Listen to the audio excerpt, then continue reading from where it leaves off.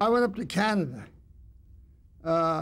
and they hired me to go up to Canada because Tyrone Guthrie was doing a motion picture version of a Greek play, and he never directed. So they sent me up there. They hired me to go up there. The producer hired me to go up there if I needed any help.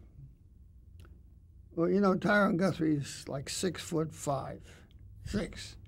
His wife is 6'5", 6. And we were all living in this motel. I'm going to tell you a scene. So the play we're using has been translated by the leading Irish poet. So I say, no way am I going to rewrite his dialogue. It couldn't be better. So we have a. So by the time I get there, they've built a Greek theater as a set. But that's no good. Where are you going to put the cameras? See, you're stuck like in a real theater. So I had them cut it up. Now we can move the parts, put the cameras down, we can get around. That was very startling to them, see. Not to me, but I know about those things. So the next thing, Tyrone Guthrie, we start the play, and the cameras are rolling and everything. And Guthrie sees him out with the masks on, you know, like in the old Greek plays. And he says, quit. Everybody stops. He says, no one's going to understand this stuff, Abe. You got to write an explanation of it. I said, I will. Should I write it now? Guthrie says, no, I'll write it. And he writes it. He writes a half dozen lines, hands it to the actor, and he ignores the fact that the camera's rolling all the while. So I go like this to the cut. Now, Guthrie, the actor is a pro. He looks at the lines and he knows it. He finishes reading it. So he comes out now, and he's wearing the mask and stuff, and then he takes it off and explains to the audience the role of that in Greek plays and stuff like that, and then they're ready to go. But he stands there. He doesn't go anyplace. So Guthrie says to him now, the camera's still rolling. Guthrie says, what's the matter? So the guy says, could I do it once more, Professor Guthrie? So he said, okay, do it again. So I stopped the cameras behind his back. I said, start again when you're done. Okay. So they walk around, he wastes time, and then the guy comes out and does it again. He does it very well. And then he stands there. So Guthrie says,